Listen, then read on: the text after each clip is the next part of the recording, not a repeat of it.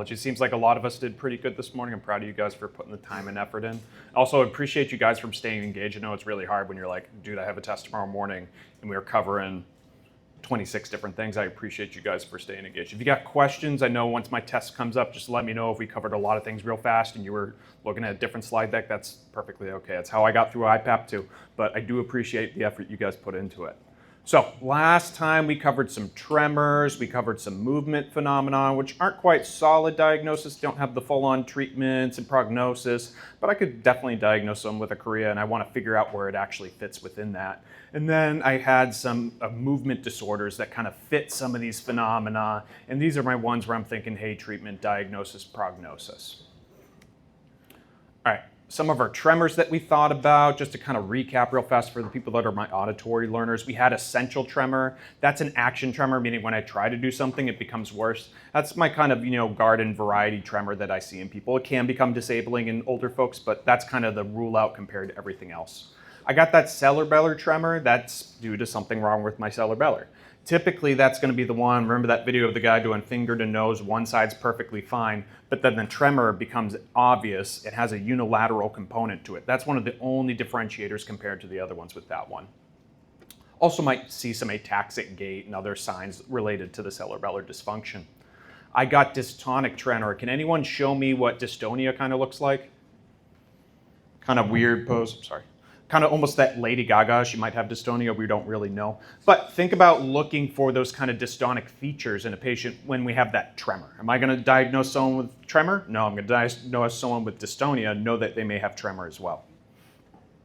I can have that functional psychogenic tremor. That one's very distractible. That's someone that has psychiatric history in their notes, maybe, maybe not. But really, if I distract them or they don't pay attention to it, the tremor stops. And then when I draw their attention to the tremor again, it magically reappears. It's not that they're faking it, it's that it's very easily distractible. And that's going to be that high yield, clues me into a psychogenic tremor.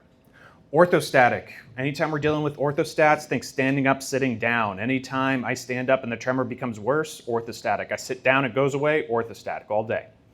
And then lastly, I have that physiologic tremor, and that's our normal variant. That can be like your younger people. Think of that having some sort of trigger to it, be it, hey, this guy just ran a marathon, now he's got a tremor in his leg. Am I worried about it? Maybe, maybe not. Not as much compared to essential tremor. Essential tremor, that's going to be the one that kind of is there all the time. Physiologic tremor, look for some sort of trigger. Both of those kind of fit into the benign category. But again, physiologic, think younger person, some sort of trigger, anxiety, finished a marathon, all those things can cause those things to happen. We covered a couple of different movement phenomena. I think these are pretty straightforward and easy to recognize. I'll stay kind of fast on this slide unless you guys are like, wait, slow down. I don't think you guys are going to do that on a Friday. I got chorea. That's that kind of rapidly dancing, alternating movements, kind of goes and comes. And then I got hemibolismus. That's going to be large amplitude movements. Usually in one, I can get bilateral, but usually it's going to end up being on one side where it just kind of flings out. And then I can have the athetosis, where I have those slow movements of my hands, kind of back and forth. Is my whole body doing it? No, that fits more in the chorea. Think of that continuum we were talking about. I got chorea, or whole body's involved, athetosis down to one hand, and then that leaves me into my dyskinesia, where I'm locked out, not moving as much. Very slow movements at that point. I have tardive dyskinesia. Easiest way to think of this one, old person with dentures, moving it around, a lot of mouth movements. Are they moving their dentures around, or do they have tardive dyskinesia? Look at the meds list or ask them to remove their dentures if they're causing, and just say, hey, do your dentures cause you issues? Goes away, probably not tardive dyskinesia. Myoclonus, that's your sudden onset jerk with the leg. That can be kind of bothersome, or it can be normal physiologic. When you just kind of like falling asleep and your arm kind of flails out, your leg kind of flails out once, might just be myoclonus. And then tics, we think of that kind of being one of the building blocks for Tourette syndrome. Very specifically, it could be vocal or it could be clearing of the throat, something that we have an impulsion to do that makes us want to do it, and we are relieved of that anxiety when it happens. And then movement disorders, these are the things that we like to diagnose. Acute dystonia, we kind of discussed in a couple other ones. Watch for the medications, think of your ones that can cause that. Metoclopramide, think of someone with a migraine. That's really where we see it happen in younger folks. We try to give them a migraine cocktail, and we don't give them Benadryl, and they end up having acute dystonia as a result. Benadryl is going to be the fix for that. Restless leg syndrome, I can get the primary and secondary variants. Primary, it's hey, my whole family, we're sitting in bed together, we all kick the crap out of each other. Secondary, most common thing I'm looking for, checking that CBC, making sure the iron isn't depleted, because that can cause RLS and it's super treatable in that case, or I like gabapentin if I'm treating it primarily. Requip is another really good option. Tourette syndrome, we have a pretty good idea of what that looks like. You're going to be able to identify a patient from a mile away with that. Think about the things that we want to treat them with. It's kind of like OCD, ADHD, that really kind of comprehensive plan in order to help those things. Am I diagnosing someone with Tourette syndrome once they're 21 years old?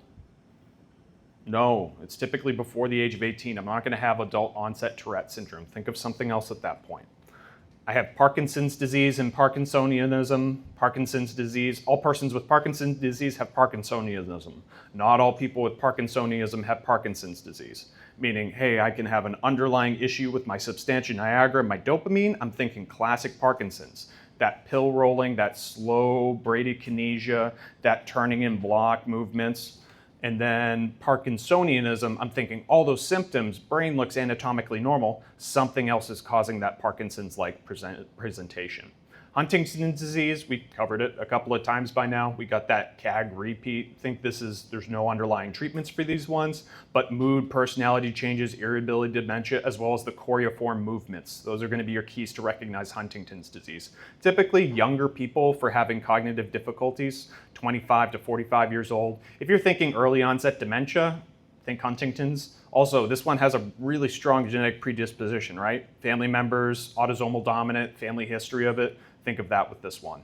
Drug-induced, think of that for your acute dystonias. And then stiff person syndrome, I'm not too crazy about testing into that one. Don't worry about that. But again, think of someone with kind of a lordotic gait, belly out, spine in, and it's a sudden onset, aka something exciting happens, they stiffen up, kind of like fainting goat to remember stiff person syndrome. And then cerebral palsy, is that something I'm going to diagnose at the age of 21? No, that's congenital. That's a child that was born that had some sort of ischemic insult to the brain, either intrautero, transbirth, or immediately after. We have a lot of variability in this. That can include cognitive deficits, that includes a lot of muscle spasticity. I'm not so much worried about you guys recognizing this one clinically because it's going to be obvious that this child has had these difficulties. But think of some of the support services and things that you can offer parents in these cases. That's the best way for you to approach it for your clinical brains. Lastly, I got Wilson's disease. That's a metabolism issue with copper. Two ways that I see people with this one initially presenting to with me. People coming from ophthalmology because they have Kaiser-Fleischer rings, that orange ring around the eyeball, and then people that I'm working up for abnormal liver enzymes. Wilson's disease is the things I'm going to think about for that one. But treatment, I'm going to work on chelating that extra copper.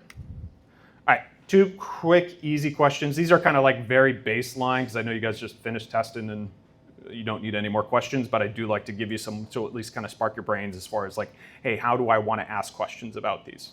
So which of the following options is first-line treatment for primary restless leg syndrome? I can either give them some physical activity, I can treat the underlying condition, gabapentin, iron supplementation, or B1 replacement. Which one do we think? I got Charlie Murphy in there. Oh, is that C? Oh, I thought that was Tourette's. So typically the distractors in this one, it's a very simple, easy first order question, but you really have to pay attention to that primary because that's going to clue you in that like there's no actual underlying condition. That's a great option for secondary. Or if it's just like without it, all this question would be completely bunk. But physical activity, yeah, it makes it feel better, but that's not going to treat it in the long term. Underlying condition, great for the secondary ones. Iron supplementation, again, secondary all day. And that B1 replacement, I know we talked a lot about B1 in a couple of different spots. Don't be distracted. I always throw a bad distractor in for giggles. All right, next one for you guys. Which of the following movement phenomena is associated with a slow, sinuous movement of the hands?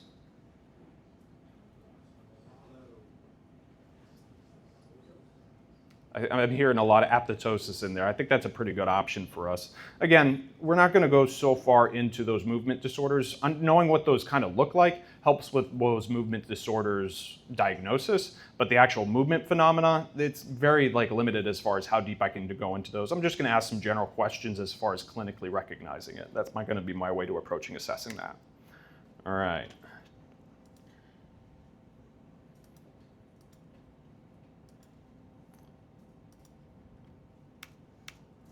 So today we're going to cover cerebral vascular disease, the same sort of base understanding that we're doing. The big things that we're going to try to cover, I have my agenda for you here today. We're going to cover transient ischemic attack, TIAs, which we've probably heard about. We may or may not have a grandma or grandpa that has experienced this. We're going to talk about ischemic versus hemorrhagic stroke. I want you guys to, if you got a limited amount of attention span today, pay very close attention when we're trying to differentiate out those two. I left IPAP not knowing the difference between an ischemic and a hemorrhagic stroke, and that was not good. So as long as you at least hit like, hey, I understand, hey, there's a difference between these two and I need to treat them very differently, pay attention, use your limited amount of executive function you may have left today to pay attention there. We're going to talk about sentinel bleeds, which is kind of like the early version of these ones. It's the pre-diabetes of these things. We're going to talk about a bunch of different vascular malformations, and then we're going to go into subarachnoid and intercerebral hemorrhage a little bit. We're going to kind of cover this a little bit more with TBI. It's a much shorter lesson, so this is going to free up some time for us next week. I think it's the 5th. We might have a very short day. We're trying to bump some things up. And then lastly, we'll talk some aneurysm.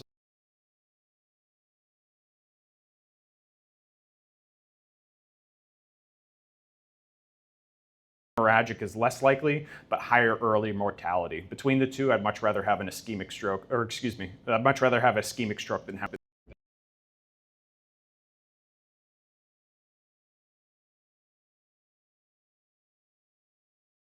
wide. About 80% are going to fit into that ischemic realm versus 20% is going to fit into the hemorrhagic realm. 45%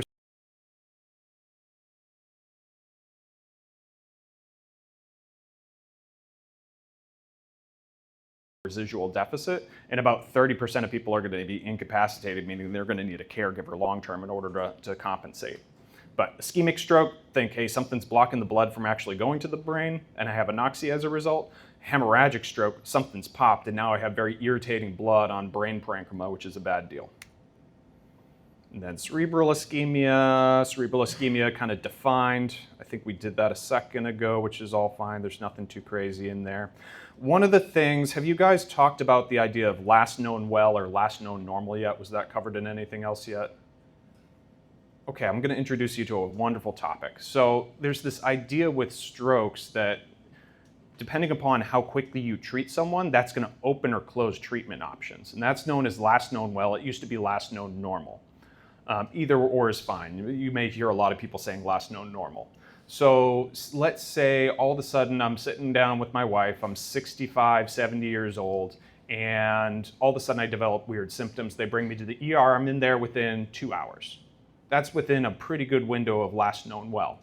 That's opposed to someone that wakes up and all of a sudden they have symptoms. You don't know when their last known well was. At that point, it's out the window. It's called a wake-up stroke. Or it could be, hey, this person got transported here, but now we're outside of a known window. Pay very close attention to last known normal. Don't pay attention if it's, don't clue in someone waking up as their last known normal, because they may have had a stroke while they were sleeping. But we'll pay a little more attention to what options become available and which ones don't. But the key to recognizing a stroke, and I think I have a mnemonic in there for you later, but sudden focal neurologic deficit from vascular cause. Mimics are very common for these ones, but you got to treat it because it's so time sensitive. We can't say, well, I don't think it could be it. We're going to work it up over a little bit of period of time. That's a very bad step to make, because then you wasted 2 hours doing a workup when you could have actually treated someone and had very different outcomes. All right, first thing that we're going to cover is something called a TIA. Has anyone ever witnessed or had a family member experience one of these? Pretty common. So what's happening is it's a sudden onset of focal neurologic symptoms that resolve in the first 24 hours. There's a more modern definition now where it's transient neurologic dysfunction from ischemia without acute infarction. I had a hard time understanding this at first, but it's basically the idea that infarct is a complete block, as you can see down here, versus an ischemic attack is a slight blockage. So the whole thing isn't blocked. You're still getting a little bit of blood going past. The time-based one is a little bit older of a definition. The more modern one, where it's not a complete, they're kind of shifting over to that. Either or is very good to recognize a TIA, but a TIA is a warning event, not a benign event. A lot of times people get better after a TIA, and they're relieved that like grandma didn't have a stroke. It was very dramatic when it happened, and now she's leaving the hospital. She's 100% back to normal. Yay us. No, that's a warning event. That's a sentinel event that more things are likely to come. All right, patients that have a suspected TIA require urgent evaluation. TIA workup should identify the causes and mechanisms. I'm watching for large artery disease. I'm watching for cardioembolic. Do you guys know what that means as far as cardioembolic? What might that be? We know the idea of like an embolus being traveling from somewhere else. It's coming from the heart. What's a condition that might throw clots from the heart? AFib, classic. And then small vascular diseases can cause a lot of issues, especially as we become more elderly. We'll kind of discuss those lunar infarcts today in more detail. And then other causes can pop up. Brain imaging is key at this point. I know a lot of times we're talking about, hey, start with clinical, don't lead with brain imaging. Shift your focus a little bit. We're going to start with brain imaging a lot sooner now because we want to put them in either or camp of ischemic or hemorrhagic very fast. Vascular imaging is important for us. EKG and rhythm assessment, because you can identify that AFib on the EKG, fantastic. Treat the underlying cause. And then cardiac evaluation when indicated. And then consider hospitalizations for the first TIA. I know a lot of times they're like, I'm back to normal, I just want to leave. Have them stay. It's very common for people to have repeat symptoms right afterwards. It is a sentinel event, and there's a lot of underlying things that it takes time to work up. One of the scores, I don't want you to memorize it, I'm just going to kind of introduce it to you. It's the ABCD2 score. And this is a calculator. It's actually super handy. Don't worry about calculating the events of it. I'm not going to give you a patient and say, calculate their ABCD2 score. No. I just want you to be aware of it because this is a very handy tool for giving you the risk of someone having a stroke in a 2, 7, and 90-day period. If I was discharging someone with TIA, I'd want to know these numbers so I can tell the patient, hey, your 7-day risk of this is really high or really low. Have you guys had the chance to use MD Calc yet as an app? Show of hands. Some people haven't. If you haven't gotten MD Calc yet on your phone, I'd suggest adding that because a lot of these calculators are right there, so I'm not left trying to find a PDF later on. It's a free account. MD Calc is on there for ABCD2. I think I show another risk score. Go through it. There's a ton of different calculators. Some of them are junk. This one's a really useful one to keep with you. If you need help finding that app later, let me know. I'll show you on the break. All right, so treatment for patients with TIA. We manage risk factors because chances are they're going to spontaneously resolve. If symptoms are ongoing, disabling, shift the gears and treat them as an ischemic stroke at that point, or hemorrhagic if your clinical suspicion changes. And not resolve. Secondary TIA prevention depends on antiplatelet therapy, specifically if we're worried about the non-cardiac TIA. We do anticoagulation for people with AFib and cardioembolic sources. And then we do carotid artery intervention appropriate for symptomatic people with carotid artery stenosis. We'll show you what a picture of an endarterectomy looks like. And then risk factors, BP, lipids, diabetes, smoking. We know the difference between a modifiable risk factor and a non-modifiable risk factor, right? Age is a really good risk factor. Is it modifiable? Not with current technology. We're working on it with some of the rich people, but we're not quite there yet. All right, TIAs, great. That leads us into stroke and hemorrhagic stroke. If I can use your executive function, if you got 20 minutes you can pay attention to me, this is the time. I appreciate you. All right, subsection, quickly we're gonna cover some background info. We're gonna go over vascular anatomy again real quick. Don't memorize the circle of Willis, but by the end of knowing how it functions, you will have a really good idea how it works. We'll go over the NIHS stroke scale. We'll go over signs and symptoms, how to recognize it real fast. We'll go over why they kill really quickly. I'm not going to spend too much time doing those, and we'll do risk factors. All right, vascular anatomy helps to know our vascular anatomy. The two big breakdowns that we have is anterior circulation and posterior circulation. I'll show you exactly what that looks like in a second here, but anterior circulation, think the anterior cerebral artery and the middle cerebral artery. So anterior going up the middle cerebral artery coming up the sides here, and then posterior circulation, that's going to be fed by your vertebral arteries coming up, and that's going to be thinking your basilar artery that comes along that pontine base, as well as the posterior cerebellar artery, the brainstem, and the cerebellum. I have a couple of pictures here. I started off with this one if it's helpful to you. I have some better ones later. Keep this one if you want, though. I have one I want to teach off of. I think this is our old slide that we use just to kind of show it. Don't worry about memorizing this one or going crazy into it. It just kind of shows some of the feeding ones. Again, I'm going to go past these ones real quick. Don't worry about differentiating the different levels of the cerebellar territories. I'm not going that far into it. Again, that was just reference to previous ones. I have a slide coming up here that'll explain everything for pathology to where it's located. Just trust me in 2 seconds. Okay. So signs and symptoms, I've seen the FAST acronym, B's included a couple of times. The T is easiest, just call 911. But face, arms drooping side to one side. I think arms, weakness in a limb, legs, usually arms in a lot of people. Speech difficulties, difficulty understanding one another, changes in vision, losses in balance and coordination. We start thinking cerebellar. That's why they added the B on there. But think B fast if you want to clinically recognize one. I think they put that out to like the general public to recognize stroke. If you see someone that's elderly with a drooping face, you're thinking stroke in most cases. All right. Let's say we get a stroke and I just want to introduce the scale. We'll kind of discuss it more where it's appropriate in treatment. The National Institutes of Health Stroke Scale, it's not meant to diagnose someone with stroke. It's like, oh, you have more than this score. I think you're having a stroke. No, this is something that takes a long time. This actually scales your severity of stroke. So when someone comes in with stroke-like symptoms, don't lead off with NIHH stroke scale, lead off with imaging.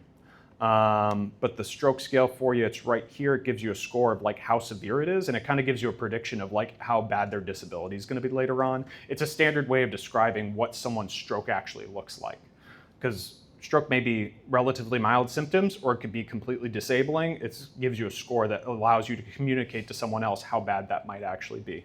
And again, if you want to flip through it, it's there on MD Calc for you. It's very easy to do. Just make sure you're ready to do that, because a lot of times when we're dealing with someone with stroke, it's not like we fix it immediately. We're monitoring blood pressure, we're doing serial vitals, and we may do serial stroke scales on them. And you say, what's that? Oh yeah, I remember, I got the stroke scale on my phone. I'm gonna go do that real quick. You may do that every 2 hours on a patient and you're continuing to monitor. So why do strokes kill exactly? This is kind of one of those pathophysiology loops. I'm going to go through it real quick. I'm not going to ask specific questions. It's just kind of going to build some background for you guys as to like why it's actually bad and why we're seeing some of the symptoms develop. So first thing that happens when we get a blockage, cells lose blood supply, and then aerobic metabolism stops. As a result, the cells begin to die, and when cells die, they like to swell.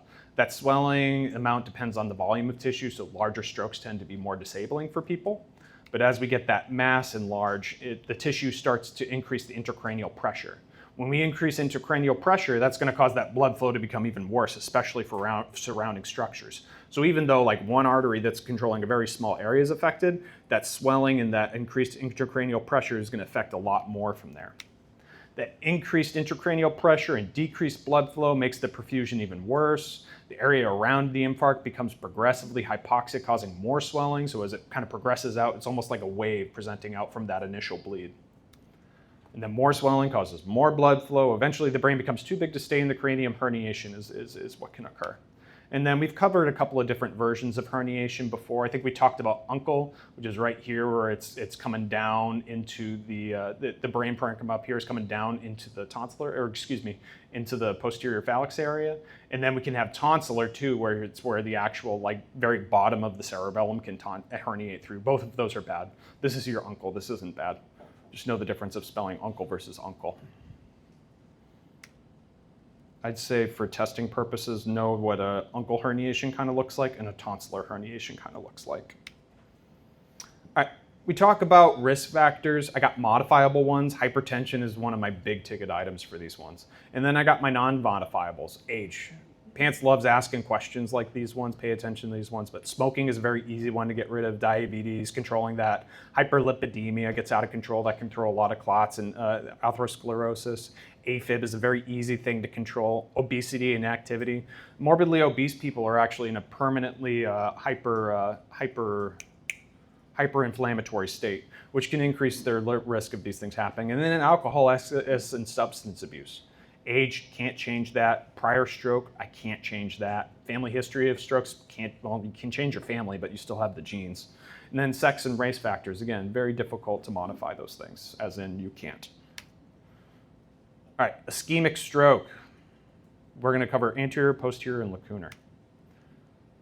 The diagnosis that may mimic a lot of things. You may have a lot of things that kind of look like stroke. Hypoglycemia may present as that. Does anyone remember Todd's paralysis from our seizure lesson? It's the idea that my limb has I have a partial seizure for a little bit, and then for a period afterwards, it doesn't want to move for a little bit. My arm stops working again. Younger person, it might not be stroke. Maybe if they have a history of seizure, it might be Todd paralysis. Migraine with aura. Has anyone had a migraine with aura before? It's pretty nasty, right? Have you ever had like the basilar migraine or the vestibular migraine? I've seen more than a couple of my soldiers present to the ER with like, oh, this dude's having a stroke for sure. And it turns out to be a basilar migraine or a vestibular migraine. Vestibular disorders, because we start seeing that nystagmus, we start seeing that staggering gait, we start seeing that dizziness, nausea, vomiting. Elderly person, we might think that. And we look at the eyes and we see it going side to side. We're like, that's reassuring. Grandpa might still be having a stroke. The vertical versus horizontal, don't rely on that 100%. Functional neurologic disorders, again, that kind of fits into the psychologic realm. Intoxication, infection, and then mass lesions can all cause problems. But point of care glucose early on in the suspected stroke may get you out of a lot of trouble. All right, two big causes. Thrombosis is the first one. We get and we're talking the ischemic stroke right now, this crowbar separation between the two. The more common of the two, the less severe. Both of them are severe, but this one carries a pretty high rate of death. So thrombosis is the idea of something locally being blocked. I got atherosclerotic plaques in the brains, large arteries, carotid artery, vestibular artery. Symptoms may stutter, progress, and occur after a prior TIA. Usually there's some kind of indication that's happening before. It can be worse for people with polycythemia, thrombocytosis, hypercoagulable states. It's less common in occlusive vascular pathologies. Don't worry about these ones. Just kind of pay attention to these. Some things can make it worse on top of just having very poor vascular health. And then embolism is my other one. Think of material formed in the vascular system, blood flow. Do you guys have the same slides that I do? Does that look the same? Okay. I made some changes. It doesn't look the same for what I did like 5 minutes ago. I'm wondering if I'm having a stroke. Give me 2 seconds. Apologize, guys.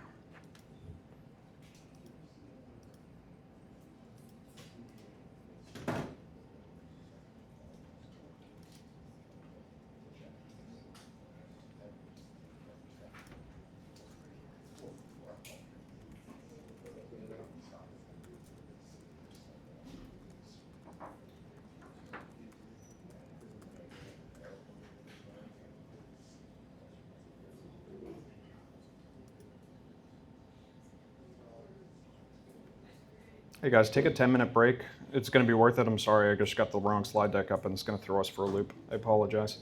Again, I really apologize for that. I thought we were square. Do not try to go off the old slide deck. It just has tons of text for the next couple of things. I switched it over to something much more visual, so it's going to be worth your time. I apologize if we end up wasting a couple of minutes taking notes this morning on one slide deck, but I'll make it worth your time for the update that happened. If anyone is having issues getting that updated version, just let me know. I'm going to take 2 seconds for everyone to download. Just kind of give me some thumbs up once everyone's kind of looking good generally. I know it happens pretty fast. I wish we had intranet.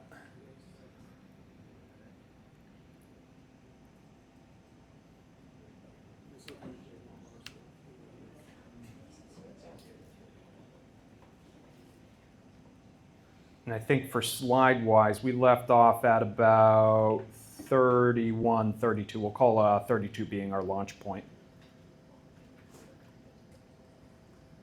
Is everyone about ready to get rolling?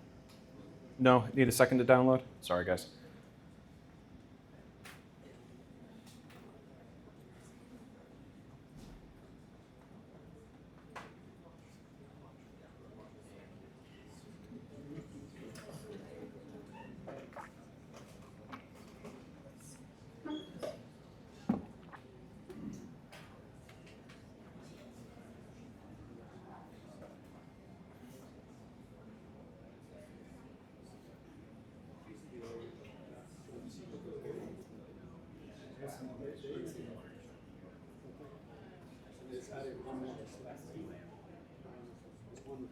Some people are getting good to go.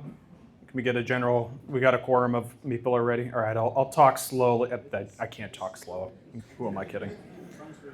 All right, so getting back into it, we're talking about thrombus versus embolus. Thrombus, think locally forming. Embolus started off at a thrombus, and then it became something more. It travels on and ends up affecting smaller blood vessels.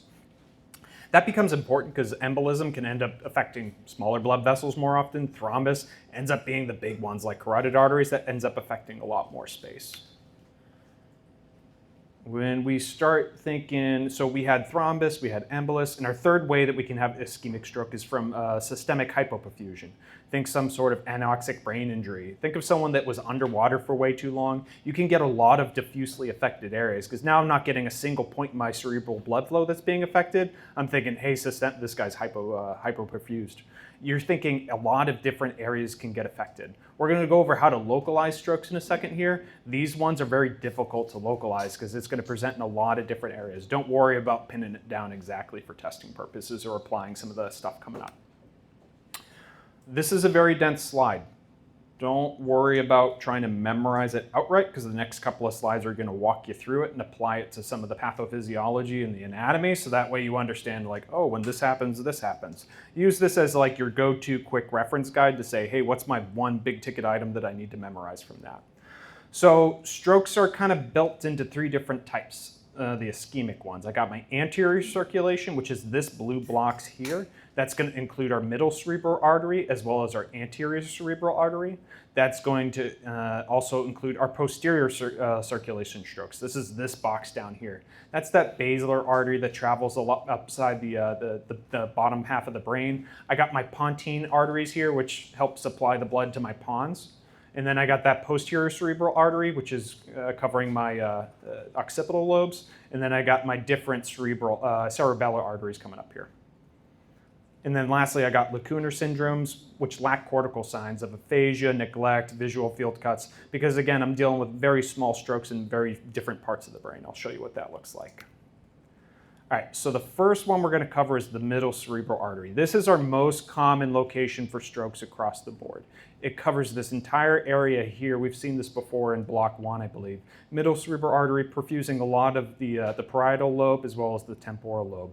Usually when we see this, the arms and face is going to be much more pronounced than the legs, the weakness that we see with that. So if someone's having arm drift but they can walk fine, think more middle cerebral artery. Again, this tends to be the most common one. Arms and face are worse than legs. That's that big ticket item we need to take away from a middle cerebral artery stroke. Other thing that we can see with middle cerebral strokes, we start thinking left and right hemisphere. If we're thinking left-sided symptoms, so my right side is worse because it kind of crosses over to the other side, my left hemisphere, I'm going to see aphasia. And that can come across as Broca's or Wernicke's because both of those are in that same blood flow area. Don't worry about differentiating upper and lower. I know we showed that a while ago. Just think, hey, left hemisphere, think some type of aphasia. And then if my right hemisphere is being affected, I may see motor signs on my left-hand side. I'm thinking of that weird hemispatial neglect. Remember that picture of the guy that shaved half his face and not the other half? Think of hemispatial neglect, especially with right-sided symptoms. But middle cerebral artery, most common one, arms more affected than others. Left side I'm dealing with aphasia, right side I'm dealing with some type of hemi neglect. Are these 100% every single time? No, the slides before was just pages and pages of different descriptors. These are the big differentiators that should kind of clue you in of like, hey, I got a guy, he has a stroke, he's having a lot of difficulty with word finding. I know most commonly that's going to be his MCA artery because that's the most common one. And I know left-sided is my most common side that I have aphasia, and he's having right-sided symptoms. I know where the artery is actually infarcted before we actually even get a study done. All right, middle cerebral artery done. We're going to move on to the anterior cerebral artery, aka the ACA, Affordable Care Act. Thanks, Obama. So what we're dealing with this one, we're dealing with contralateral leg weakness. So if the middle cerebral artery was more about the upper extremities, the anterior cerebral artery, more so leg and sensory loss down there, much more so than the face and arms. And that's how we can differentiate. I'll just put it on a dichotomy with the middle cerebral artery. Other things that we see with this, because it's affecting our frontal lobe here, number 2, that yellow portion, that covers a lot of our personality. Think Phineas Gage, we took that out. Was he the same person afterwards? No. So we see a lot of personality changes. And then urinary incontinence, that's just kind of a fun little addition there. quick, easy way to remember this one, if you want something like goofy, you don't get to repeat it because then they're going to fire me. I think ACA, I think thanks Obama, I peed my pants. AKA, it's covering my legs down my pants. I have urinary incontinence. I peed my pants, thanks Obama, ACA, Affordable Care Act. And that's a really weird thing for an instructor to say. He must be having personality changes. It's like, what's he telling them for strokes? Jeez. All right. PCA, posterior cerebral artery. This one's a pretty easy one because eyeballs, occipital lobe. This blue section here is what this artery is actually flowing to. When we see that, we see those optical radians being affected in either left or right side. Remember that weird chart that didn't end up loading on the test question? It was anticlimactic because you guys spent hours studying? Yeah, thanks guys. You all get points. They're in the system, by the way. They'll come back in a little bit. I think they were just blessing off on it yesterday. So we get this contralateral heminous heminopsia, meaning, okay, because one occipital lobe is affected, not both of them like this image is showing. One side's going to be affected typically. That vision side on that opposite side is going to go out because those things cover left and right sides of the eyeballs. I'm going to have visual field cuts and typically no motor weakness. This is pretty far away from anything that controls head or arms or neck or legs. I'm not going to get personality changes. That's more the Affordable Care Act. Thanks, Obama. Think of that posterior cerebellar artery. Just keep it in vision. It's pretty easy to keep it straight. Just know that the opposite-sided vision is going to cause that. All right, next one. Has anyone ever heard of locked-in syndrome? This is fantastic. I'm giving you your next nightmare. So basilar artery stroke is the scary one. The reason being it's this basilar artery here. It supplies blood flow to the pontine because you got all the pons because it has all these little pontine arteries here. This is where all our motor tracks go through. So if we affect that, motor's suddenly out. But the actual portion of our brain that controls if we're awake or not is this portion back here, the reticular activating center. This is left intact. So it's basically I lose all motor control, except for my eyeballs, I can move them up and down, perfectly conscious of everything happening around me. That's why locked-in syndrome, it tends to be the scary one. That's a terrifying state to be in with people. But completely paralyzed and aware, can only move eyes vertically. Again, pons goes out, motor symptoms all go out, but I'm left intact with everything. And just for localization, it's the blood flow down here where the pons is. All right, next we got the cerebellar infarct. Our cerebellum, it's kind of affected by 3 different blood supplies. Don't worry about kind of picking out one versus the other. We have a small little detail coming up in the next slide that'll clue you into one of them in particular, but for the sake of the cerebellum, just think, hey, this person's having an infarct of their cerebellar artery. We're watching out for that vertical nystagmus. We think that's bad in people. That's what we were watching out for, is that cerebellar infarct. It's a much smaller percentage of people that have these ones. It's not everyone's going to have vertical nystagmus in a stroke, but be able to recognize that because they're going to present with a lot of vertigo issues, and you're going to put them on that, is it central or peripheral? Sudden onset dizziness, loss of coordination, ataxic gait, vertical nystagmus. This should all clues you into a cerebellar infarct. And depending upon where it is, don't worry, I'm not testing this far into it. I just thought it was interesting. The medial portion tends to handle the more middle parts of the body. So truncal ataxia and nystagmus. My lateral portion out here, where I'm dealing with the lateral portion of the cerebellum, is actually going to cover limb ataxia and loss of balance. It kind of follows your body as it goes out. All right, the one difference that I want to spend with those posterior portions, that posterior inferior cerebellar artery, the pica, it can cause this thing called lateral medullary syndrome. It's kind of one of those named ones that they love asking test questions about. Just pay attention to it. We've seen a couple of these things before. We've been hinting at it. It can cause something called Wallenberg syndrome, because again, it's affecting this portion of our cerebellum. It's also affecting the lateral portion of the medulla. It can cause Horner syndrome, so that decreased pupil size, dropping eyelid, increased sweating is one of the concerning things we're worried about with Horner syndrome. Think Horner syndrome plus stroke-like symptoms of double vision, slurred speech, and dizziness. Wallenberg, it's definitely pointing towards the pica. It's just a weird little detail that people love asking. And it's not a super high, like, oh, I'm going to recognize the stroke every single time, but it is kind of a more advanced test question thing. All right, those were covering like the major arteries throughout. Now we can kind of get into those lacunar infarcts, which are those much smaller penetrating arteries. I like this image because it shows exactly kind of where they're at and why we're not getting cortical signs. Big arteries out here, much smaller arteries here. Cortex is out here. I'm not getting cortical signs with lacunar infarcts typically.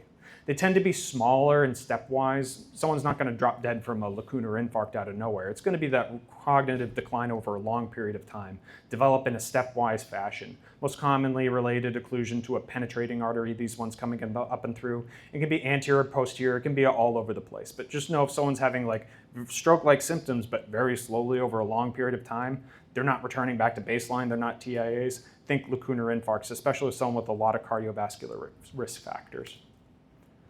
But they're either pure motor symptoms, pure sensory symptoms, or they can have ataxia. But we're not going to see those cortical signs because, again, it's not covering the cortex here. We're not going to see that aphasia. We're not going to see that neglect. And we're not going to see those visual field cuts like we see with the middle cerebral artery or the posterior cerebral artery.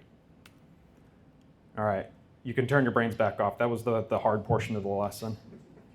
Now, still some important things. We're going to cover hemorrhagic stroke a little bit in detail when we cover TBI next week, so we'll kind of introduce it here briefly. This was more designed for ischemic strokes. So if we have ischemic stroke where we got a blockage, it follows that we can have hemorrhagic stroke where something's leaking into the brain. The two big ones that I think about is intracerebral hemorrhage and subarachnoid hemorrhage. Have we been exposed to those before in any other classes? I see some nods, maybe. Where have we been? Is it anatomy or? Rads like to do it? Okay, cool. I'll support them from a RADS perspective. So I got 4 different types of brain bleeds that I like to pay attention to. We're going to cover these 2. And the reason being, these ones are actually affecting the brain parenchyma. Subarachnoid hemorrhage occurs in the subarachnoid space. Think spider web, looks like a spider web. This touches brain material, so it's going to cause neurologic symptoms very fast. Blood is super irritating to nerves. And intracerebral hemorrhage, it's inside the cerebrum. It's definitely going to cause a lot of weird neurologic signs. Those are germane to us today. We're going to cover epidural bleeds and subdural bleeds a little bit later because there's some layer that's preventing that blood from immediately touching brain parenchyma. You may have loss of consciousness immediately, but you may develop that lucid period, and we'll spend some more time talking about that. We're not going to consider these hemorrhagic strokes here today. The way we like to, and we'll talk about the presentation and the other ones, I just want to cover treatment because I don't think we covered that in the TBI lesson upcoming. But my 2 different ones, I got the intracerebral hemorrhage and the subarachnoid hemorrhage. Most immediate priorities, if I could see someone presenting with one of these ones, and they typically are younger patients. Your ischemic patients tend to be older folks. These ones are typically your 30, 40, 50-year-olds. Immediate priorities, stabilize ABCs because this might be someone that hit their head. Start that neurologic monitoring, get the non-con CT so you know if you're dealing with hemorrhagic or an ischemic stroke, because clinically I can't tell the difference just by looking at someone and say, hey, this person's ischemic or this person's hemorrhagic. It's a 70% chance they're ischemic, but there's no clinical sign or test I can do that says it's one or the other. I need imaging to tell me my management. BP control is going to be very important in all of these cases. I'm going to give you a lot of BP targets coming up. Don't worry, I'll make you a guide that shows you what to do in the future. It's very important for clinical practice. We're going to pay attention to it. But we're going to stop anticoagulation and antiplatelet things to avoid future bleeding. Neurosurge consult can help us out. And we can do ICP management, intracranial pressure management with the bolt of some variety. So intracerebral hemorrhage, typically we can't do surgery for those. We'd like to reverse anticoagulation, monitor hematoma expansion, monitor and manage ICP by controlling blood pressure. It's bleeding into the brain parenchyma itself with very small vessels. There's not a lot of easy surgical targets for that. With subarachnoid hemorrhage, we're typically dealing with some type of aneurysm that has popped.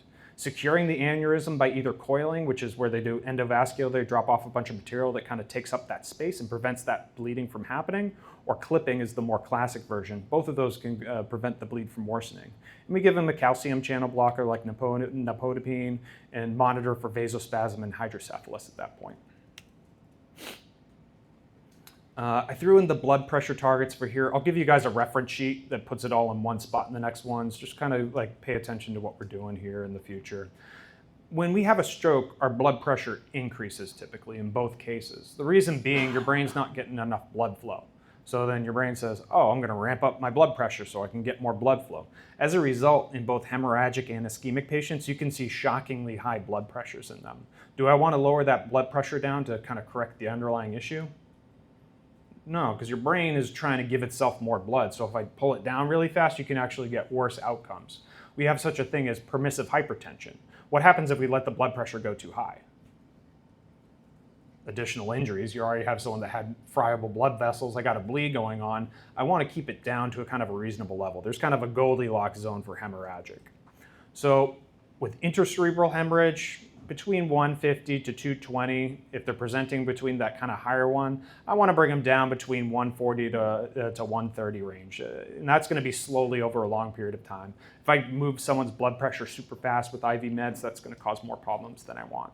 And if we're super high, we're above 220, bring them down to the 180 to 160. That kind of shifts as we go. And again, I'll give you a reference chart, but at no point should we be going below 130. With subarachnoid hemorrhage, before we get treatment for that, before we secure that aneurysm, keep them about the 160s to 140s. That way they're still a good surgical candidate. But again, the brain is kind of perfusing itself. I don't want to bring them down to normal tensive.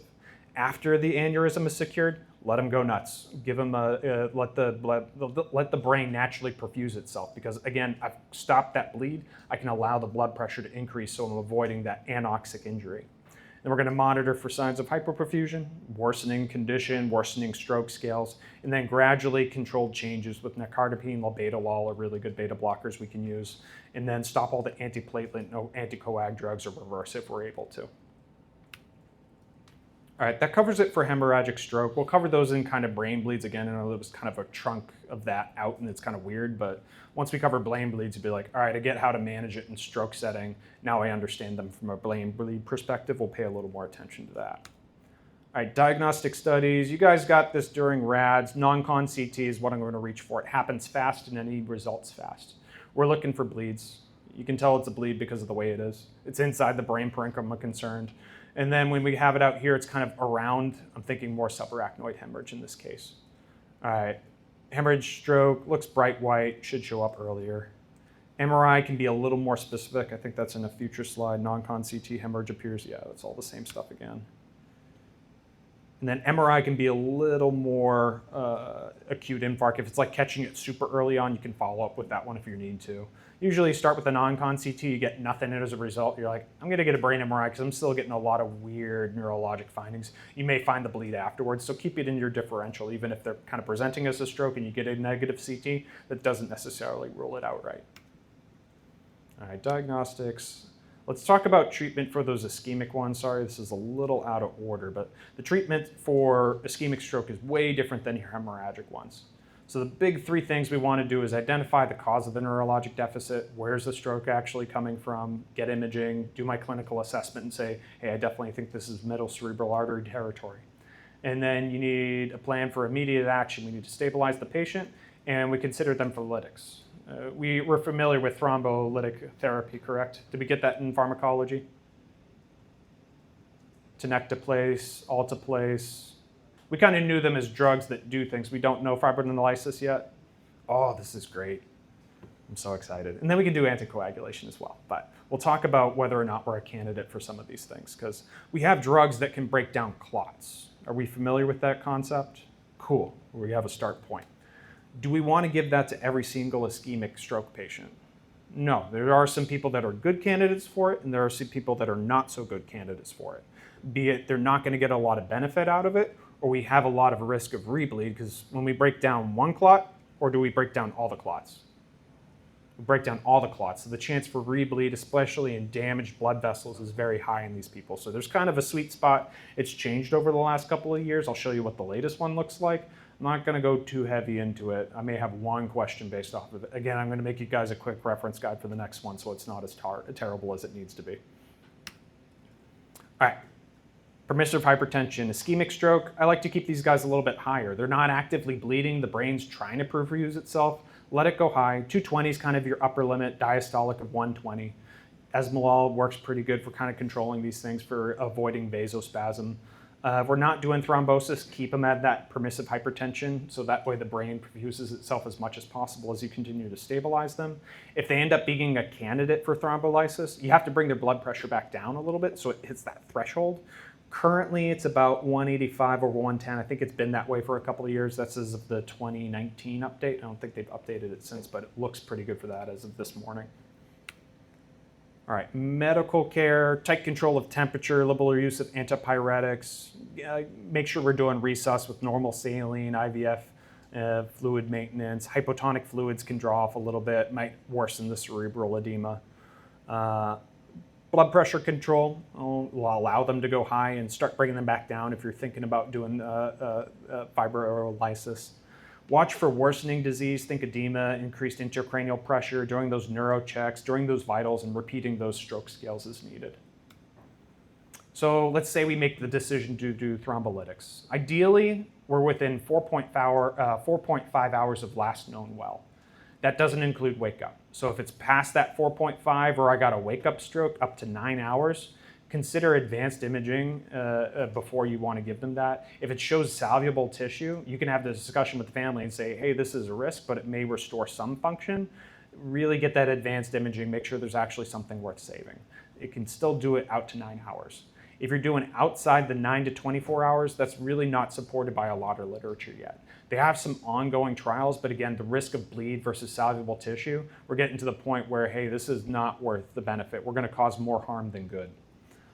Neurology and neurology service, get on board with them super early, because again, these guys are going to present with bleeds after we give them tenecteplase or alteplase. Transfer them to a different hospital, keep it yours. You can get them on board with that, and then transfer for the continued monitoring / ICU, and then monitor closely, get help early. Don't just give them a TPA and say, you're going to be fine in an hour. No, you may have rebleeds that happen very frequently. Not everyone's going to be a candidate for thrombolytics. They may have something else going on that prevents them from doing that, and they may have recent bleeds. We'll go over some of the contraindications. If they fit into that category, give them aspirin after the exclusion of hemorrhage on CT, keep them hypertense, the permissive hypertension, and manage disability from there in controlling the fever. Large vessel occlusion, you can consider endovascular thrombectomy in eligible patients up to 24 hours. So you have a little more time. If it's like a huge chunk of vessel that's affected, you can pull that out and potentially have good outcomes. But again, we're managing BP, vitals, and complications of strokes in these people. It's conservative management. All right, some of our potential contraindications through thrombolysis. I'll put this in our wrap-up sheet so you have kind of like a quick reference sheet for ischemic stroke treatment. If we have a blood pressure that's outside of the range that we'd like to give it, we got to bring them back down to threshold. If we have a bleeding disorder or diathesis, recent head injury within the last 3 months, major surgery within the last 14 days, GI bleed within the last 21, MI infarction within the previous 3 months. I'm not going to get nasty in my test questions and like, it's had a major surgery at 21 days. It's going to be kind of these major categories. Clinically, I want you to recognize, hey, this person has something that may cause them to bleed worse. At that point, you go on Google and say, all right, what were the actual timeframes for contraindications? Got it. As long as you can look at a patient and say, hey, this is a bad idea to give them this, let me look up exactly what those recommendations are. That's about the level that I want you guys to be at with this information. All right, after the event, be it we gave them thrombolytics and they did great, or we did a medical management otherwise and they still did great, what we're going to do is prophylaxis for DVT, making sure we're not having these things happen again. These people are going to be bedridden for a long time, or they may have suddenly decreased mobility. I'm worried about blood clots forming and throwing a secondary stroke. It's very easy to put someone in a position where it can happen repeatedly. Physical therapy is going to be key because, again, we may have persistent deficits afterwards. Speech therapy can help. Occupational therapy for ADLs, elbows down if we suddenly can't feed ourselves anymore. Swallowing studies is going to be key as well, because it's very hard to assess someone's ability to swallow something. Getting that done early, making sure they're not at aspirate risk, that may allow you to progress their diet to solid foods. And then of the patients that survive, only about half regain independent function, 30% remain incapacitated and require long-term care, 90% are going to have some continued deficit. And then we talk about, you guys familiar with the idea of primary versus secondary prevention? I think you get that in cardiology a little bit. You have a heart attack, it turns into secondary. We're dealing with secondary prevention in these people. You have one stroke, it's very likely that all the conditions that led to that are still there. We can do some vascular screening, carotid Doppler. Don't reach for this right away. We like to do this after the fact, because then we're looking for embolytic sources and making sure we don't have something that can cause issues. MRA can help, conventional X-ray angiography. All these are kind of after the fact studies that you can do to help stratify your risk. Transthoracic and transecho, again, looking for AFib or looking for clots that may be formed there that we can address. All right, last thing we're going to cover for stroke is prevention. And you guys want me to push because we already took a break? I'll push. All right, it's Friday. All right, biggest things that we can do to prevent stroke, controlling hypertension. Once we get outside of that permissive hypertension, you don't keep them at 220 for the rest of their lives. At some point, they've reperfused, and that's what it is. Again, control their blood pressure back down. Other cardiac risk scores, risk of stroke is about 50% higher in smokers, so doing the smoking cessation, it's never too late to quit smoking. There is an acute phase to that inflammation while we're smoking. Aspirin, who's had a family member that's put on like 81 milligram aspirin? I feel like once you hit like 65, they put everyone on it. We're actually shying away from that. You don't have to take every single old person you see off of 81 milligram aspirin. Just know that the current guidelines for the Stroke and American Heart Association, between 40 to 70-year-olds might be considered in select adults with no increased risk of bleeding. I don't know who those select adults are. It wasn't very specific about it. I think that means shared decision making. And then over 70, don't recommend it anymore. It's not really showing a lot of mortality benefit. Do I have to take all the old folks I see off their 81 milligram aspirin? No, because the second I do that, someone's going to have a stroke. They're going to blame me for it. Just keep them on what they are. That's perfectly fine. That was acceptable at the time. Stop putting people on baby aspirin. It doesn't need to happen anymore. And then consider anticoag for your patients with AFib still. Anticoag, got it. Non-fatal stroke, reduced by about 20% with aspirin. Sorry, that's kind of old stuff. They don't like that anymore as of 2019. And then there's this idea of carotid endarterectomy. So what they can actually do, and depending upon where it's happening, if I have a plaque that's in a super accessible location, I can just go in there and grab it. This is high risk. Not every patient's going to be a super good candidate for that. It's going to be typically reserved for people with like a decent amount of stenosis, but it's going to really reduce my risk depending upon time. What's the danger in doing this, other than the fact that I'm cutting an artery open? If I grab a clot, is it always going to pull the whole thing out? No, I might throw emboli and cause secondary stroke, lacunar infarcts, a whole bunch of other symptoms in people. And is that plaque like built into the lining, or is it just kind of caked on there? It's built in because your body develops those foam cells and kind of builds a layer over it over a long period of time. It's actually built into the intimate at that point. People are like, oh, just go in and grab it. It's like, it's a little more complex than that. We're going to do some scraping. All right, secondary prevention, lippering, LDL should be less than 100. I know you guys have covered statins at length at this point. Smoking cessation, very key. Other cardiac risk factors, stroke survivors average about 10 outpatient visits a year. They're seen a lot more frequently at that point, again, dealing with a lot of that secondary disability. All right, that's through the hard part of this lesson today. I got a couple of other easy targets. Do you guys just want me to finish through the whole thing? If anyone needs to pee, just let me know and I'll talk slow in between.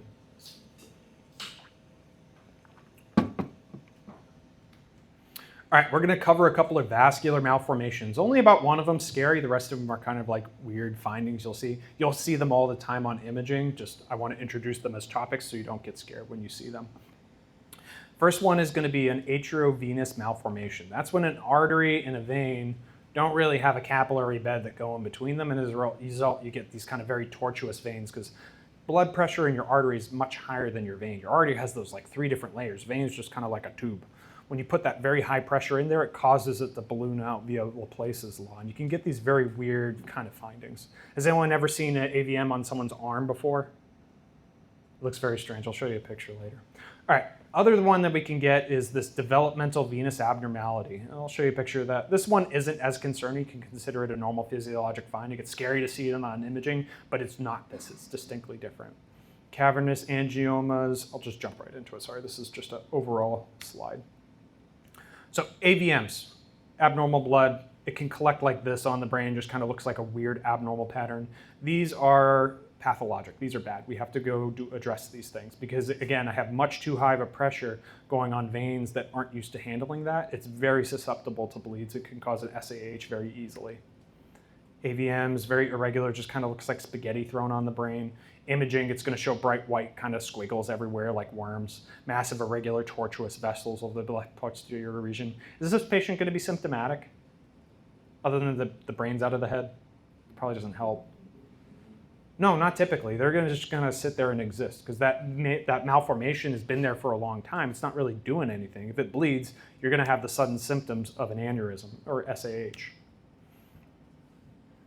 I think here they're just kind of showing you what it flows like. Congenital artery, typically it's congenital. People don't develop these. There are a few conditions that can predispose you to happening these things. One of them is called Osler-Weber-Rendow syndrome. I had a patient, he says, I have Osler-Weber-Rendow syndrome. I go, I know what that is. He said, no, go look it up. My whole family has it. I have it too. I'm like, cool. And it turns out, hey, we got to scan your liver, your brain, all these other things. You have a family history of it. You're very likely to develop it too. Don't be afraid to tell a patient you don't know. He's like, have you heard of it? And he looked at me and was like, I no. All right, let's cover developmental venous abnormalities. These are the most common brain vascular malformations, and they're typically normal anatomical variant. They're not treated. They're very low risk for hemorrhage. We may see these accidentally on an MRI. You can see that blood kind of showing up there, and it's like, wow, this is this weird little collection of veins. These aren't arteries connecting to veins that aren't supposed to. These are congenital veins that never really disappeared, and they're not high risk because there's not excessive blood flow. They're not going to increase or change anything. You can watch them. Maybe you do an MRI 6 months later to make sure it doesn't change in its consistency, but typically it's just kind of a gee whiz. We'll get another MRI in a little bit, make sure it doesn't change as moving on with our lives. It's important to cover like the normal anatomical things because we find them on MRIs accidentally all the time. Make sure the patient doesn't freak out and make sure you're able to like appropriately say, oh, this isn't scary.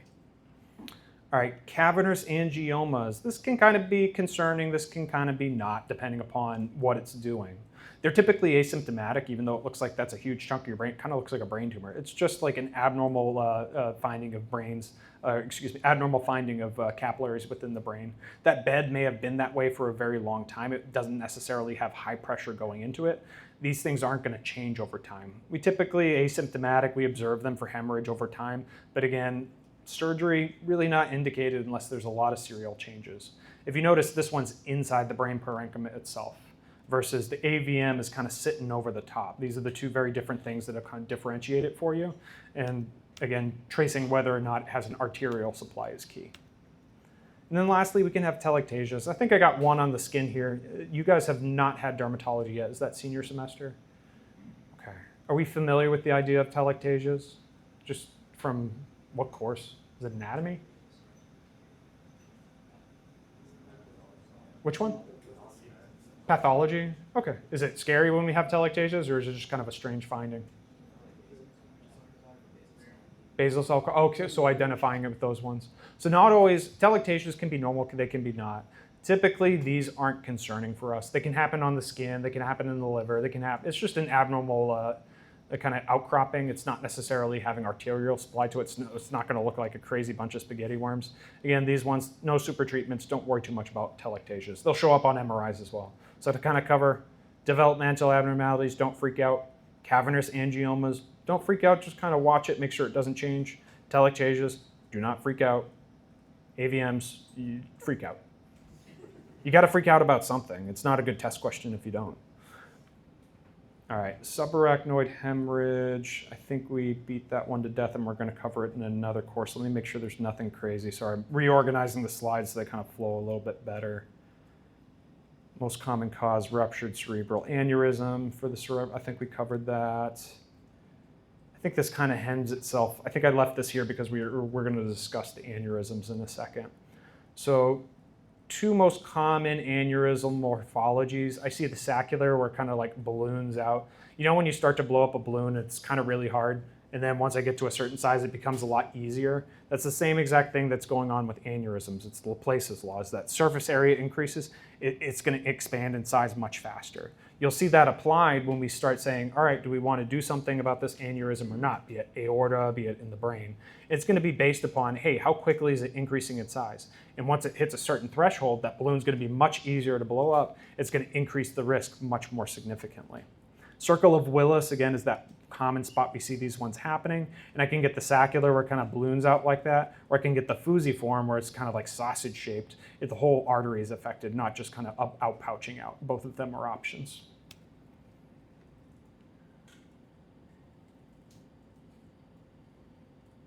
The 4 hallmarks that I'm looking for that subarachnoid hemorrhage, sorry, it's kind of disjointed from the previous, but I'm looking for that headache, that syncope, that nausea, the vomiting.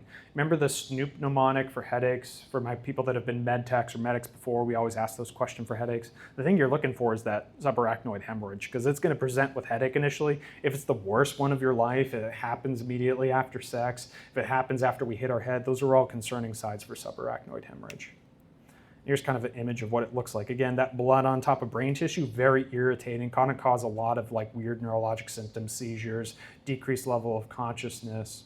Intracranial pressure increases with the headache. As the intracranial pressure increases, the systemic pressure decreases the cerebral blood flow. Again, this is just talking about the same. Make sure you look inside the eyeballs because you can kind of see collections of blood in there too sometimes, depending upon where the blood's actually flowing. But blood is typically confined to that subarachnoid space. Got it. Snoop mnemonic for you guys if you don't remember that one. We're looking for systemic signs. We're looking for new neurologic symptoms. Onset, my older people more likely to have these things. Onset with a thunderclap presentation. SAH hits fast. It's not a stepwise approach to chronic bleed. SAH happens very rapidly. And then we're looking in eyeballs, pulsatile tinnitus, position provocation, precipitated by exercise. All things we like to watch out for. All right, clinical features, worst headache of my life. Again, just kind of talking about the headache features we see for SAH. Elevated blood pressure, is there anything exciting here? No, don't worry about this slide. It's just a holdover from the previous. I was trying to edit up as much as I can. We like doing the non-con CTs before. Don't worry about this slide either. We covered it in the stroke section. All right, this is the one thing that's different. Sorry, I migrated SAH to where it belongs, so it's like kind of like halfway built between the two. I apologize. So the treatment of SAH, can we clip something? Maybe. Can we give them thrombolytics? No, that's going to dramatically. Don't do that. That's the worst thing you can do. Typically, we're doing absolute bed rest. We're not trying to provoke anything. I don't want to cause their blood pressure to worsen beyond what it needs to be, and I don't want to potentially cause that blood clot that forms to move and not quite work right anymore. I can pull some of that pressure off. I can elevate the head of the bed by about 15 to 20 degrees. I can consider mild sedation is actually a really good idea for these people. Analgesics for pain control. Stool softeners. Why do I want to do stool softeners? I don't want to push down any harder than I need to. And don't give anything that can impair platelet function. Allow that thrombus to happen. Vasospasm is very common. Like napodipine, I like doing the calcium channel blockers because after we have that bleed, what happens to when our blood vessels bleed? I like to clamp down, right? Is that a good thing to happen inside the brain though? No, because then we're causing more hypoperfusion. We want to limit that as much as possible. All right. Aneurysm, if we have an aneurysm, clip it. And actually has a very high mortality rate. About 20% of people are going to die before they ever see the hospital. About 25% of people die from the bleed initially. About 20% are going to die before that. That adds up to less than 100, so I think we're still okay. All right, complications we can see for this. We can see cerebral ischemia. We can see acute hydrocephalus. Bleeding, rebleeding is very common for stroke. Increased risk of future normal chronic hydrocephalus. Got it. Major cause of delayed morbidity and mortality. Pay attention to this part. Cerebral ischemia due to the vasospasm. That's why we like those calcium channel blockers, because again, blood vessels are constricting, watching out for that decreased level of consciousness or focal sign like hemiparesis afterwards. All right, intracerebral hemorrhage. Again, we've kind of migrated this up to the stroke section. I just want to make sure there's nothing that's a super repeat. Intracerebral hemorrhage, so with the subarachnoid hemorrhage, think kind of younger patients, 40s, 50s. Intracerebral hemorrhage is typically going to be your elderly folks at this point. It's going to be more common, but it's typically older, typically male. And think of those cardiac risk factors. I don't see smoking being a risk factor for SAH, but more for intracerebral hemorrhage where I'm dealing with the small arteries. Hypertension, smoking, ethyl alcohol, something that has caused my arteries to become friable over time. Elderly, think intracerebral hemorrhage. Microaneurysms over a long period of time. It can kind of present like those lacuna infarcts where you get that slow presentation of disability over time. Intracerebral hemorrhage is not associated with a thunderclap headache. Don't worry about paying attention to the common sites. don't worry about paying, ignore this slide. I apologize, it's still in there. All right, pay attention to this slide. So the symptoms are confined to the tissues that contain the bleeding. Again, it's not in that subarachnoid space, it's not spreading everywhere. I may have very focal deficits, and they evolve over time. They don't abruptly like thunderclap. Typically within a day or two, we're gonna see them develop. And they are not maximal at onset, meaning it's not all of a sudden everything is bad. That's more stroke. I might start having some weird symptoms develop over a period of time, about a day's worth. Eventually it causes elevated ICP, and we can see that decreased level of consciousness develop. But it's different than subarachnoid hemorrhage, which is thunderclap in nature. Imaging, MRI, too easy to look for. We're looking for like inside the brain parenchyma. I think I showed you an image before. Don't worry about paying too close attention to the slide. We've hammered it home. There's an image that kind of shows you what it looks like here in a non-con CT. Can I have both an intracerebral and an SAH? Hell yeah. I can have a chronic I can have a chronic interparenchymal hemorrhage that's just been sitting there for a long time, and then I can have a new onset of SAH from slip, trip, and fall. Don't get suckered in and be like, oh, there it is. Radiologist is going to do a thorough read for you anyway. Just know that, hey, sometimes in elderly folks, anytime I have an MRI an elderly person's brain, know there's going to be scary things in there. You may see some interparenchymal hemorrhage at indeterminate age. That might not be the immediate issue you're dealing with. We're controlling blood. Can we do anything to kind of correct an intracerebral hemorrhage? Can we go in there and clip something? No, there's no real big target anymore. So I'm just controlling blood pressure at this point. Consider sedation is needed. Mannitol to draw off some of that fluid if I see a lot. And intubation is needed. Just kind of keep them on that. All right, we're going to cover 2 more things and we are done for the day, guys. It's 6 slides. I believe in us. Aneurysms. Again, sorry. Everything's kind of built on top of each other in a weird way. We're just going to cover them separately for 2 seconds. I think a lot of these things are things we've already seen before. So aneurysms, also known as the Barry aneurysm, is typically the saccular one. 35% fatality rate on the first hemorrhage. Sudden severe headache caused by loss of consciousness. Sounds a lot like SAH because it's the cause of it. Common location for it, circle of Willis. We'll just pull out the details we need. So much like TIA being like a warning shot for a stroke, we have these things called sentinel bleeds. It is a warning sign for a true aneurysmal event leading to subarachnoid hemorrhage.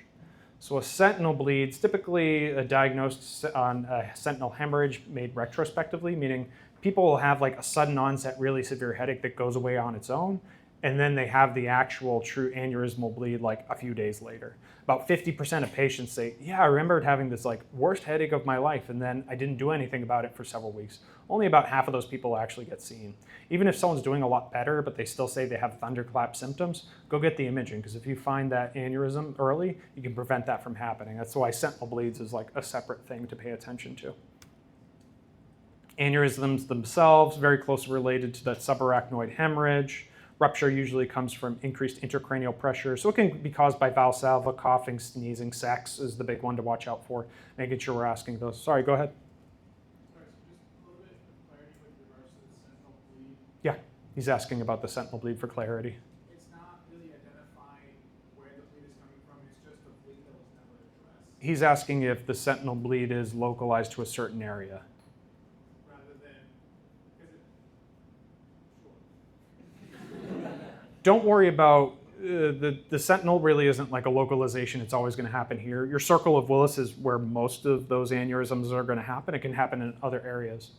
The sentinel is kind of like a sentinel in time, meaning like, hey, you have an event that may cause issues. We don't know where that is yet. Go get the imaging to figure those things out. It doesn't really point to a specific area inside the brain. It could be anywhere, but aneurysm, typically circle of Willis, happens in other areas, but it's really just, hey, this person may have an aneurysm that's waiting to burst. Does that answer it? it's like identifying the source of the bleed, not the location necessarily. I'll get offline. Okay. Appreciate you guys. All right, aneurysm, ruptured, something pushes additional pressure, it pops. Blood's noxious to the brain. We've covered that pretty good. Yeah, pretty much sitting inside. Aneurysm shuttles into subarachnoid hemorrhage, which we've covered at length at this point. All right. Distal hyperperfusion. Something that's different for this slide, just pay attention to the fact that bleeding for subarachnoid hemorrhage, it's not like you're continuing to bleed over a long period of time. Bleeding, it's a very small space. Your blood, it's very good at clotting. Veins are very good at spasming. The bleed's actually going to be very short in duration. It's the after effects of that noxious blood on top of the brain, that vasospasm as a result afterwards, that hypertension as your brain's trying to perfuse itself, the swelling. Those are all the things that we're managing with an SAH. Typically, it's really only a few minutes of bleeding that actually happens. Clot formation causes vasospasm. Yep, we're saying the same things over and over again. I appreciate you guys. Sorry that was like a lot of topics that were like, oh, let me discuss it again from a different way. In the syllabi, I have to hit all of these things. I can't not remove them. I'm trying to figure out the best way to put it in terms. I think if we just cover it for future iterations of here's ischemic stroke, here's hemorrhagic stroke, and fit all those things under it, I'm working my way towards that. So I apologize if the slides were a little bit disjointed. Again, I'll make some kind of review decks for you guys as far as like, hey, treatment for ischemic stroke, treatment for hemorrhagic stroke. We'll pull those out for you so you can understand. But I appreciate you guys' patience today.